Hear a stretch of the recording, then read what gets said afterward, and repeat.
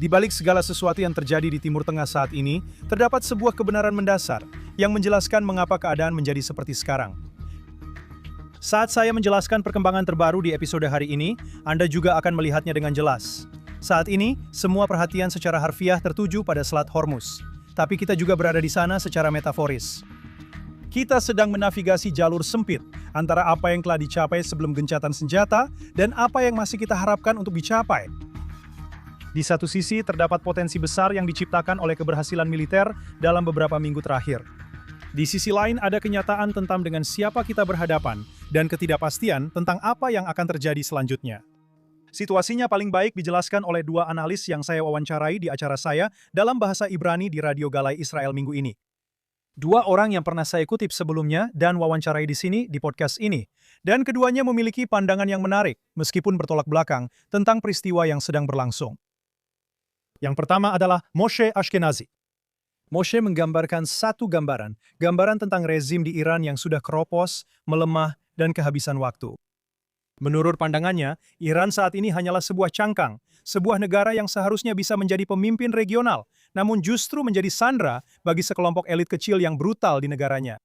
Dia menggambarkan penduduk yang merasa terpenjara, mendengarkan para pemimpin mereka mendeklarasikan kemenangan, sementara mereka berjuang untuk kebutuhan dasar seperti air.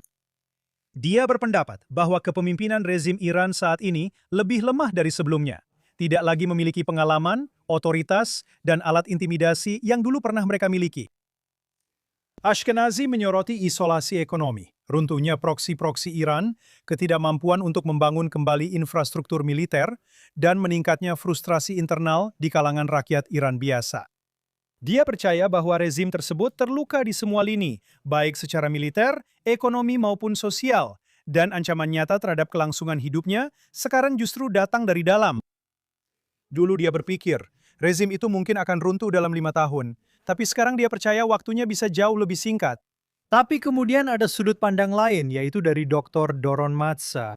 Dia memperingatkan bahwa kemenangan taktis tidak secara otomatis berarti keberhasilan strategis. Dia menarik paralel dengan konflik-konflik sebelumnya di Gaza, di mana Israel meraih kemenangan taktis yang jelas selama bertahun-tahun, melalui penargetan para pemimpin, pengeboman, dan dominasi operasional dalam banyak putaran melawan Hamas. Namun, kita tetap menghadapi bencana strategis pada 7 Oktober. Argumennya adalah bahwa Iran, seperti Hamas sebelumnya, telah belajar memanfaatkan kelemahan Barat. Matza menyoroti 3 poin utama. Pertama, perang ekonomi. Iran telah belajar memanfaatkan ketergantungan Barat pada stabilitas ekonomi sebagai senjata, menciptakan dilema yang membatasi tindakan Amerika.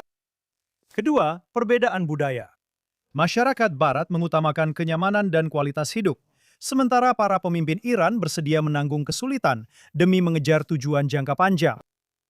Dan yang ketiga, apa yang dia sebut sebagai keraguan Amerika Serikat. Bahkan dengan retorika yang kuat, Washington lebih memilih negosiasi dan tekanan angkatan laut daripada tindakan operasional yang tegas. Dr. Matza berpendapat bahwa memprioritaskan kemenangan taktis secara kuantitatif, seperti menghancurkan infrastruktur, tidak berujung pada keamanan strategis jangka panjang dan seringkali menciptakan rasa aman palsu yang mengabaikan ancaman kualitatif. Dan dia menambahkan peringatan yang tegas. Jeda saat ini, situasi saling menunggu, memberi waktu bagi Iran untuk berkumpul kembali, membangun ulang, dan mempersiapkan kejutan-kejutan mereka sendiri. Pendekatan ini, kesimpulannya, mengarah pada kegagalan strategis ketika keberhasilan taktis sesaat tidak mencegah tekanan ekonomi atau mengatasi tekad jangka panjang serta kapasitas operasional musuh. Jadi seperti yang kita lihat, di satu sisi, Moshe Ashkenazi menggambarkan sebuah rezim yang runtuh dari dalam, terisolasi, melemah, dan kehabisan waktu. Namun kemudian ada sudut pandang lain dari Dr. Matza yang memperingatkan bahwa Iran memiliki sejarah panjang dalam menyerap pukulan, memanfaatkan keraguan, dan menggunakan waktu untuk keuntungannya. Dua analis, dua pembacaan yang sangat berbeda terhadap momen yang sama. Dan kita berada tepat di tengah-tengah, di selat sempit di antara mereka, mencoba memahami ke arah mana arus akan membawa kita. Namun di atas semuanya, ada Presiden Amerika Serikat, Donald Trump, seorang pemimpin yang tidak bermain sesuai aturan yang selama ini diharapkan dunia dari Barat. Tidak ada yang tahu kartu kejutan apa yang ia simpan dan kemana semua ini akan berujung. Dia hanya punya satu tujuan, apa yang paling menguntungkan bagi Amerika Serikat. Sebelum melanjutkan, saya ingin melihat sekilas peristiwa yang terjadi minggu ini dengan Iran, karena hal itu memberikan konteks penting untuk dilema yang baru saja saya bahas. Pada hari Rabu dilaporkan bahwa gencatan senjata mungkin akan diperpanjang selama 2 minggu lagi. Meskipun dibantah oleh juru bicara Gedung Putih, Pakistan berusaha sekuat tenaga agar gencatan senjata terus berlangsung, meskipun Iran belum mengubah posisinya. Pada awalnya, Iran memblokir Selat Hormuz sebagai langkah taktis yang bertujuan memberikan tekanan ekonomi kepada Amerika Serikat. Dia membalas itu dengan melakukan blokade penuh oleh Amerika Serikat di selat tersebut, menjadikan ini sebagai langkah strategis yang sudah mempengaruhi situasi. Selama beberapa hari terakhir, Iran telah mengeluarkan serangkaian tuntutan baru untuk memulai negosiasi. Syarat-syarat yang dianggap oleh kebanyakan orang sebagai tidak realistis, termasuk persyaratan yang akan sangat membatasi aktivitas militer Amerika Serikat dan kawasan. Dalam pertemuan Dewan Perserikatan Bangsa-Bangsa minggu ini, Iran menuntut ganti rugi dari negara-negara Arab yang menurut klaim Iran telah menyerang mereka. Nada dari tuntutan-tuntutan ini membuat kita memahami bahwa Teheran sedang berusaha menunjukkan kekuatan, meskipun sedang dalam kondisi rentan, sambil berperan sebagai korban. Di mana kita pernah melihat hal seperti itu sebelumnya? Semua ini terjadi, meskipun ada gencatan senjata, Iran tetap melakukan serangan terhadap negara-negara Teluk Arab, melanggar kesepahaman sebelumnya. Tindakan-tindakan ini hanyalah upaya Iran untuk menekan pemerintah-pemerintah tetangga dan memberi sinyal bahwa mereka masih memiliki kemampuan untuk mengganggu stabilitas kawasan. Iran juga memberlakukan pembatasan baru terhadap jalur pelayaran melalui Selat Hormuz, menciptakan ketidakpastian bagi pelayaran komersial dan menimbulkan kekhawatiran tentang kebebasan navigasi di salah satu jalur air terpenting di dunia. Langkah ini menambah lapisan ketegangan baru pada situasi yang sudah tidak stabil dan mendorong Amerika Serikat untuk mengambil tindakan serta mengendalikan wilayah tersebut. Secara diplomatik, ada pembicaraan di Pakistan yang bertujuan untuk mencari kemungkinan jalur deeskalasi. Pembicaraan gencatan senjata minggu ini gagal. Delegasi Amerika Serikat keluar dengan rasa frustrasi, dan mereka menyebut ketidakfleksibelan Iran serta penolakannya untuk terlibat secara serius dalam isu-isu inti keamanan. Bukan hal baru. Kegagalan pertemuan tersebut menegaskan betapa lebarnya jurang yang masih ada antara kedua belah pihak. Sekarang mereka kembali untuk melakukan upaya terakhir akhir pekan ini. Jika dilihat secara keseluruhan, perkembangan ini menggambarkan sebuah rezim yang secara bersamaan menunjukkan sikap menantang, menguji batas-batas, dan berusaha membentuk narasi. Bahkan ketika mereka menghadapi tekanan internal dan eksternal yang semakin besar, semua itu semakin memperkuat keyakinan mereka bahwa waktu berpihak pada mereka dan bahwa mereka mengendalikan nasib mereka sendiri. Sementara dunia berfokus pada negosiasi dengan Iran dan peristiwa di sana, situasi dengan Hizbullah di Lebanon terus berkembang. Selama seminggu terakhir, Israel telah meningkatkan serangannya terhadap markas-markas Hizbullah, menargetkan pusat komando, infrastruktur roket, dan pusat logistik. Pada saat yang sama, operasi darat dan udara Israel terus mendorong pasukan Hizbullah ke utara Sungai Litani dan menciptakan apa yang digambarkan pejabat Israel sebagai zona penyangga fungsional yang dirancang untuk mengurangi ancaman terhadap komunitas di Israel Utara. Iran menambah lapisan kompleksitas baru dengan hal ini. Sebagai bagian dari syaratnya untuk memasuki negosiasi gencatan senjata, Teheran menuntut agar Israel menghentikan operasinya di Lebanon, mengaitkan front Hizbullah dengan pembicaraan regional yang lebih luas. Ini tidak lebih dari upaya untuk melindungi Hizbullah dari kerugian lebih lanjut dan menegaskan kembali pengaruh Iran atas kerangka negosiasi. Meskipun demikian, Israel setuju untuk berpartisipasi dalam pembicaraan perdamaian, bukan pembicaraan gencatan senjata. Ini adalah perbedaan besar dengan pemerintah Lebanon di Washington, D.C. Dalam putaran pertama yang diadakan minggu ini, Duta Besar Israel untuk AS, Yael Leiter, terdengar sangat optimis. Dia berbicara tentang kesediaan untuk menjajaki jalur diplomatik dan bahwa, saya kutip, pemerintah Lebanon sangat jelas menyatakan mereka tidak akan lagi diduduki oleh Hizbullah dan bahwa Iran telah dilemahkan. Hizbullah sangat dilemahkan. Leiter menambahkan bahwa ini adalah sebuah kesempatan. Ya, kita akan lihat. Sementara itu, Hamas kembali mengumumkan bahwa mereka tidak akan melucuti senjata.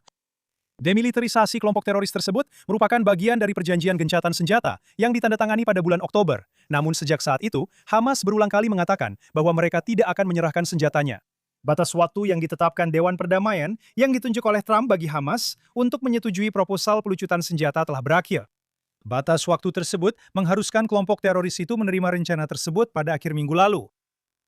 Dan bagaimana tanggapan PBB dan pemerintah Eropa terhadap hal ini dengan meningkatkan kritik terhadap Israel? Beberapa negara Uni Eropa secara terbuka mendesak Israel untuk mengurangi operasinya dengan memperingatkan tentang destabilisasi regional dan kekhawatiran kemanusiaan. Italia bahkan menyatakan penghentian kerjasama militer dengan Israel. Bagaimana kita harus menghadapi hal itu? Tekanan ini memuncak ketika Prancis menawarkan diri untuk menjadi mediator antara Israel dan Lebanon. Namun tawaran tersebut akhirnya ditolak oleh Israel dengan alasan kekhawatiran tentang netralitas dan efektivitas. Dan kemudian ada Turki. Kantor Kejaksaan Umum Istanbul mengajukan dakwaan yang luas pada akhir pekan terhadap 35 pejabat senior Israel yang dipimpin oleh Perdana Menteri Benyamin Netanyahu terkait dengan penyitaan armada Samud oleh Angkatan Laut Israel yang menuju Gaza pada bulan Oktober tahun lalu. Jaksa di Turki menuntut hukuman berat termasuk penjara seumur hidup serta hukuman panjang mulai dari lebih dari 1.100 hingga lebih dari 4.500 tahun bagi para pemimpin Israel. Pejabat Turki juga meningkatkan retorika mereka secara tajam, dan mereka mengeluarkan peringatan keras terhadap tindakan Israel di Lebanon, menyebutnya tidak dapat diterima, dan mengancam akan menggunakan kekuatan bahkan menyerbu Israel jika operasi kami terus berlanjut. Pernyataan-pernyataan ini telah menambah satu lapisan lagi ketegangan diplomatik di kawasan yang sudah penuh dengan konflik. Jika dilihat secara keseluruhan, kita bisa melihat hal ini. Sementara Iran bermanuver secara diplomatik dan militer, front utara telah menjadi titik fokus tekanan internasional, manuver regional, dan kepentingan yang saling bersaing, yang semuanya berpusat pada konfrontasi Israel dengan Hizbullah. Sungguh konyol jika Anda memikirkan para aktor ini yang mencoba melibatkan diri dalam proses ini dan seperti apa rekam jejak mereka sebenarnya. Pertama, mari kita lihat Pakistan, yang telah memposisikan dirinya sebagai mediator. Ini adalah sebuah republik Islam bersenjata nuklir yang terjebak dalam konflik selama puluhan tahun dengan India, salah satu sekutu terdekat Israel dan Amerika. Pakistan adalah negara yang melakukan genosida terhadap rakyat Bengali, dan tampaknya tidak ada LSM internasional yang peduli akan hal itu. Mereka melindungi Usama bin Laden, yang tampaknya tidak mengganggu siapapun, dan kesulitan mengatasi krisis internal mereka sendiri. Namun, inilah negara yang mencoba menjadi perantara negosiasi dalam salah satu konflik paling sensitif di Timur Tengah. Lalu Turki, sebuah negara yang menduduki Siprus Utara. Turki menguasai wilayah Kurdi dengan kekerasan dan terus menyangkal genosida Armenia yang mereka lakukan. Dan sekarang mereka menguliahi Israel tentang moralitas dan mengancam akan menginvasi kami. Itu adalah pemerintah yang memaksakan Islamisasi di dalam negeri, namun berbicara tentang hak asasi manusia di luar negeri. Kemunafikan itu benar-benar luar biasa. Dan terakhir, Prancis. Presiden Macron telah berulang kali berselisih dengan Israel dan bahkan dengan Amerika Serikat. Namun sekarang, Prancis menuntut peran sentral di Lebanon. Namun, seorang pemimpin yang memberlakukan embargo senjata, memblokir penerbangan pasokan militer, dan mengecam operasi Israel secara menyeluruh, tidak bisa berharap akan diterima sebagai mediator yang netral. Baru beberapa minggu yang lalu, Prancis menolak mengizinkan pesawat militer Amerika Serikat yang membawa pasokan ke Israel untuk melintasi wilayah udaranya. Itu bukanlah perilaku dari sebuah negara yang menempatkan dirinya sebagai mediator yang netral. Dan rekam jejak Prancis di Lebanon sudah berbicara dengan sendirinya. Di bawah pengawasan pasukan Unifil Prancis, persenjataan Hizbullah meningkat dari 15.000 roket setelah Perang Lebanon kedua menjadi ratusan ribu saat ini. Termasuk drone dan sistem pertahanan udara. Peningkatan 10 kali lipat di bawah pengawasan pasukan yang sekarang meminta untuk memimpin negosiasi. Komentator Israel Amir Whitman memiliki wawasan menarik tentang situasi dengan Prancis. Whitman menunjukkan bahwa dalam operasi militer Israel di Lebanon, lebih dari 250 teroris Hizbullah telah dieliminasi. Hampir tidak ada warga sipil yang tidak terlibat yang terluka. Dan persentase anggota Hizbullah di antara korban jiwa secara signifikan di atas 80%. Menurut standar operasional apapun, itu adalah keberhasilan luar biasa dalam membatasi korban sipil. Namun, banyak media Eropa membingkainya seolah-olah Israel telah menyerang orang-orang tak bersalah. Dan Presiden Prancis, tulisnya, mengulangi narasi tersebut meskipun mengetahui fakta-faktanya. Whitman berpendapat bahwa ini bukanlah sebuah kesalahan. Ini adalah pemelintiran yang disengaja, yang diulang di berbagai media besar Eropa. Prancis hanya punya satu tugas, yaitu membangun kepercayaan. Sebaliknya, Prancis memblokir pengiriman senjata di pagi hari, memelintir tindakan Israel di sore hari, lalu meminta menjadi mediator di malam hari. Beberapa orang akan mengatakan, tentu saja bukan saya, bahwa ini adalah contoh utama dari sindrom pasangan yang mengalami kekerasan. Dan ini membawa saya kembali ke pernyataan pembuka saya. Masalah yang lebih mendalam, yang menghubungkan semua yang telah kita bahas sejauh ini, manuver Iran, eskalasi Hezbollah, kemunafikan diplomatik Pakistan, Turki, dan Prancis, serta tekanan yang datang dari Eropa. Di balik semua ini terdapat sebuah kebenaran mendasar tentang Barat saat ini, sesuatu yang pernah saya tunjukkan sebelumnya. Israel berjuang seperti sebuah bangsa yang terluka hingga ke inti, sebuah bangsa yang melihat ayah dan ibu serta bayi dibunuh, wanita diserang, keluarga hancur. Dan sebagai tanggapannya, Israel menjadi bangsa para singa. Sebuah bangsa yang mengguncang musuh-musuhnya, yang haus akan kemenangan mutlak, yang memahami kejelasan moral, bukan sebagai slogan, tetapi sebagai kenyataan yang dijalani. Sebuah bangsa yang musuh-musuhnya hidup dengan jam pasir di atas kepala mereka, karena setiap hari biasa di Israel menjadi babak baru dalam kisah perang yang sedang ditulis saat itu juga. Dan apa inti dari kekuatan ini? Itu adalah kesiapan kita untuk meninggalkan seluruh kehidupan, keluarga kita, pekerjaan, kenyamanan, mengenakan seragam, mengangkat senjata, dan siap mengorbankan segalanya. Itu adalah kemampuan untuk menyebut musuh dengan namanya, kembali ke konsep dasar pertahanan, kemenangan, mempertahankan posisi, melindungi tanah air. Itu adalah kemampuan untuk terus maju, bahkan ketika hari berubah menjadi minggu, minggu menjadi bulan, dan bulan menjadi tahun. Ketika anak-anak tunggu tanpa ayah di rumah, ketika bisnis runtuh karena pemiliknya sedang bertugas. Dan tetap saja, kami terus maju, sampai misi selesai. Ini adalah sesuatu yang sudah tidak dipahami lagi oleh Barat, karena tidak ada negara Barat saat ini yang mau mencurahkan upaya sebesar itu untuk berkorban atau menanggung biaya yang dituntut oleh perang sesungguhnya. Konflik saat ini dengan Iran telah membuat hal itu sangat jelas. Puluhan tahun individualisme telah menciptakan satu generasi di seluruh Barat yang tidak bisa atau tidak mau mengabdi, berjuang, atau membela negara mereka sendiri. Banyak yang telah lupa seperti apa perang itu, lupa bahwa dunia bukanlah tempat yang aman dan stabil seperti yang mereka bayangkan saat tumbuh dewasa. Lihatlah para pemuda di Eropa, Spanyol, Prancis, Jerman, Italia, yang dulu dikenal sebagai Britania Raya, juga di Australia dan Kanada. Bisakah siapapun benar-benar membayangkan mereka mempertaruhkan nyawa dalam seragam militer, mengoperasikan tank, berlatih untuk pertempuran di perkotaan, berlari ke tempat perlindungan di bawah tembakan rudal? Kesenjangannya jelas. Di Barat yang nyaman, perang adalah sesuatu dari masa lalu yang jauh, sesuatu yang hanya ada di buku sejarah, bukan dalam kenyataan mereka. Bahkan di Amerika, dengan militer sukarelawan terkuat di dunia, presiden harus terus-menerus berjuang secara politik melawan media dan opini publik hanya untuk membenarkan operasi di Iran. Barat berperang secara manusiawi, bukan secara total. Dan itulah sebabnya kemenangan membutuhkan waktu 10 kali lebih lama. Itulah sebabnya ada gencatan senjata, jeda, dan koridor kemanusiaan. Barat tidak bisa menerima kebenaran. Seperti yang Anda lihat, ini bukan hanya tentang Iran. Ini bukan hanya tentang Lebanon. Ini bahkan bukan hanya tentang Israel. Ini tentang Barat. Dan Barat, dengan segala kekuatan, kekayaan, dan institusinya, entah bagaimana tetap kesulitan untuk membela dirinya sendiri.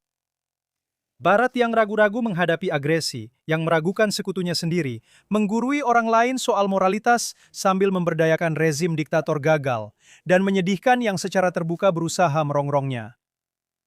Paradoksnya sungguh luar biasa. Negara-negara yang paling ragu untuk membela diri justru paling cepat mengutuk mereka yang melakukannya. Dan untuk menambah makna dalam hidup mereka yang kosong, banyak orang di negara-negara Barat ini mencari isu sosial untuk pamer kebajikan. Cuaca tidak seburuk yang mereka peringatkan. Jadi para diktator keadilan sosial yang loyo itu memfokuskan perhatian mereka pada Israel. Tidak ada yang menggambarkan kontradiksi ini lebih jelas daripada apa yang kita lihat sekarang dengan armada baru yang menuju Gaza. Sebuah armada yang terdiri dari para aktivis yang berasal dari negara-negara yang menolak menghadapi ancaman mereka sendiri, yang ngeri pada gagasan perang, yang menghindari tanggung jawab atas keamanan mereka sendiri. Namun entah bagaimana mereka selalu menemukan energi tanpa batas untuk menentang Israel, mengutuk Israel, dan secara sadar serta antusias bersekutu dengan organisasi-organisasi yang memanipulasi, menipu, dan menjadikan bahasa kemanusiaan sebagai senjata untuk tujuan mereka sendiri. Sebanyak 39 kapal yang membawa lebih dari 300 orang berangkat dari Barcelona, dengan kapal-kapal tambahan dan peserta lain bergabung dengan konvoi di pelabuhan-pelabuhan sepanjang rute. Penyelenggara mengatakan bahwa armada ini diperkirakan akan bertambah menjadi lebih dari 80 kapal dan sekitar 1.000 peserta. Armada Global Sumut menyatukan para aktivis, pekerja bantuan, dan pendukung internasional yang mengatakan bahwa tujuan mereka bukan untuk mengirimkan bantuan secara langsung, melainkan untuk menantang pembatasan yang menurut mereka telah menghalangi organisasi kemanusiaan beroperasi di Gaza. Dan memang dapat dimengerti mengapa mereka melakukan upaya ini ketika Anda melihat kondisi yang dihadapi warga Gaza. Kelaparan seperti yang Anda lihat di video ini, dan kengerian yang dibagikan di situs-situs, serta beban yang ditanggung oleh staf medis. Situasinya begitu buruk, mereka harus memalsukan kejadian. Dan seperti yang Anda lihat, semuanya tersedia di media sosial. Orang-orang Arab, mereka tidak menyembunyikannya, namun para pencitra keadilan sosial terus menyebarkan kebohongan itu. Armada kapal dalam perjalanan dan fokus pada Gaza, serta penderitaan sambil menyangkal realitas kehidupan mereka di sana, inilah kebohongan sehari-hari yang dibangun di atas dusta sejarah. Sekarang saya tidak menyangkal bahwa ada daerah-daerah di Gaza yang hancur. Memang ada. Itu adalah konsekuensi yang tak terhindarkan dari perang ini. Israel harus membongkar infrastruktur militer Hamas yang telah dibangun selama 20 tahun. Sebuah infrastruktur yang sengaja disisipkan di tengah permukiman warga sipil, sekolah, rumah sakit, dan blok apartemen. Di hampir setiap rumah ada jalur menuju terowongan. Di kamar anak-anak terdapat tempat penyimpanan senjata. Belum lagi salinan Mein Kampf yang ditemukan di rumah-rumah ini. Israel memastikan warga sipil dipindahkan ke area lain demi keselamatan mereka. Itulah kenyataan di lapangan. Tapi para aktivis flotila tidak pernah membicarakan apa yang sebenarnya terjadi. Hamas sudah mulai membangun kembali infrastruktur terorisnya di area yang sama tempat warga sipil mereka dipindahkan. Anda pasti berpikir bahwa jika para aktivis ini benar-benar peduli dengan orang-orang di Gaza, mereka akan memperingatkan mereka. Bukan menggaungkan genosida palsu, tapi benar-benar peduli pada orang-orang ini. Mereka seharusnya memperingatkan tentang apa yang terjadi ketika Hamas menyusup ke tengah warga sipil.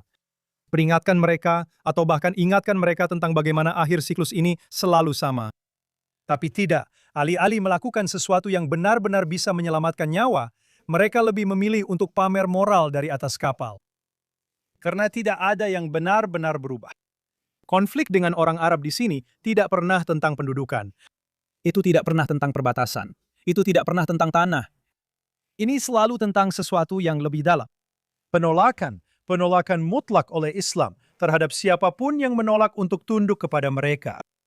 Seluruh konsep Islam adalah penaklukan dan penundukan terhadap orang-orang non-Muslim, para kafir.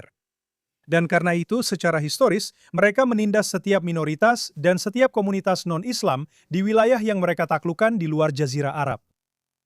Keberadaan Israel, dan lebih lagi, kemampuan Israel untuk membela diri menantang pandangan dunia tersebut, itu bertentangan dengannya, itu membantahnya. Dan karena itu, sebuah narasi dibuat, sebuah narasi yang dikemas sedemikian rupa agar menarik bagi audiens Barat yang sudah tidak lagi memahami perang, pengorbanan, atau biaya untuk mempertahankan sebuah negara. Dan narasi itu sekarang digunakan untuk memanipulasi mereka. Jadi, armada kapal itu menjadi simbol bukan dari kepedulian kemanusiaan, tetapi dari kebingungan Barat yang lebih dalam. Barat yang enggan membela dirinya sendiri, namun dengan mudah mengecam mereka yang membela diri. Barat yang menghindari menghadapi ancaman nyata, namun terburu-buru menerima cerita yang sesuai dengan fantasi moralnya. Dan Barat masih menolak untuk memahami. Selama 30 bulan terakhir, isu Gaza menjadi pintu masuk, alasan bagi kelompok migran Muslim dalam jumlah besar di kota-kota Barat untuk turun ke jalan-jalan Anda. Apa yang awalnya dimulai sebagai demonstrasi untuk Gaza di jalan-jalan kota Barat dengan cepat berubah menjadi sesuatu yang jauh lebih luas, aksi-aksi yang berpusat pada identitas Islam, seruan untuk negara Islam yang bersatu, dan ajakan terbuka bagi orang-orang untuk bangkit. Perang di sini akan berakhir, tetapi mobilisasi yang diciptakan oleh gerakan-gerakan itu di ibu kota Barat tidak akan hilang begitu saja. Dan pertanyaan yang harus diajukan Barat kepada dirinya sendiri itu sederhana. Menurutmu, energi itu akan diarahkan ke siapa selanjutnya? Ya, Yahudi akan selalu menjadi target pertama. Sejarah telah menunjukkan itu berulang kali.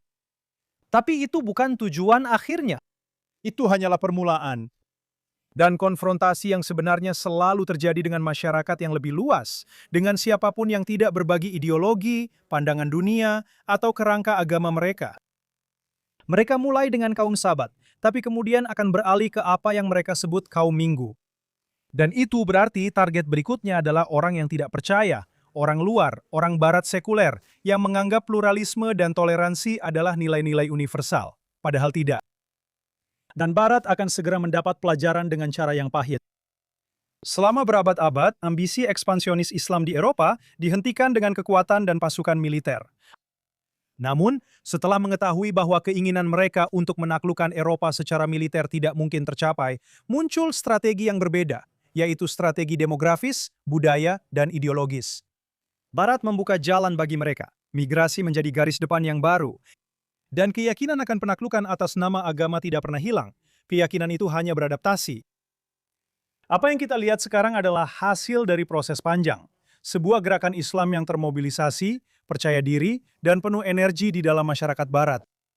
Sebuah gerakan yang telah belajar bagaimana menggunakan kebebasan Barat untuk mencapai tujuan yang pada dasarnya bertentangan dengan nilai-nilai Barat. Dan Barat masih belum menyadarinya. Atau lebih buruk lagi, Barat melihatnya, tapi memilih untuk berpaling. Karena, hei, lihat, orang-orang Yahudi. Dan berbicara tentang orang-orang Yahudi, minggu ini kita memperingati Hari Peringatan Holocaust. Dan setiap tahun, hal ini memaksa kita untuk menghadapi kenyataan yang menyakitkan. Selalu ada orang-orang, bahkan di antara kita, yang lupa. Mereka yang mengabaikan pelajaran yang tertulis dalam sejarah kita dengan darah. Mereka yang masih percaya bahwa dunia menerapkan aturan yang sama kepada orang Yahudi seperti yang berlaku untuk orang lain. Tapi kita diingatkan setiap hari bahwa itu tidak demikian.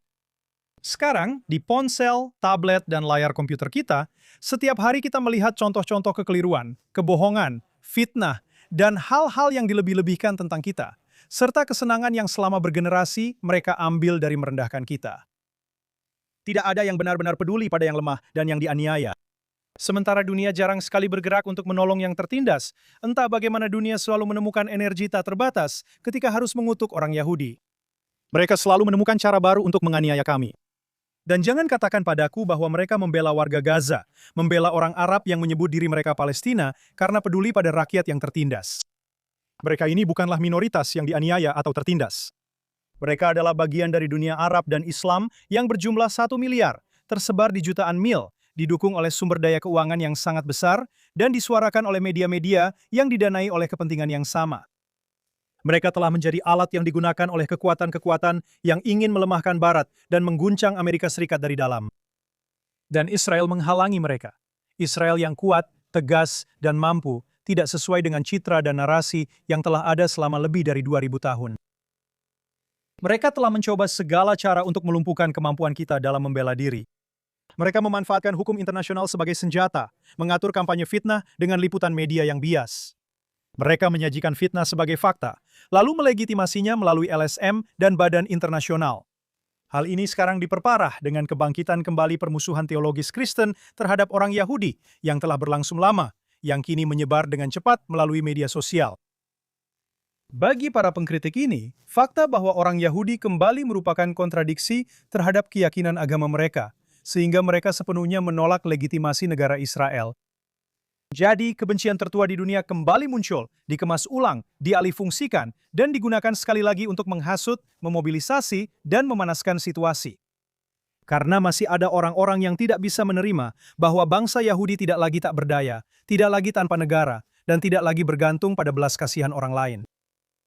Mereka menyerang kami pada 7 Oktober. Mereka merayakan apa yang mereka yakini sebagai kejatuhan kami. Itulah rencananya. Hanya saja, kali ini orang Yahudi bisa membela diri mereka sendiri. Kali ini, menyerang kami harus dibayar mahal.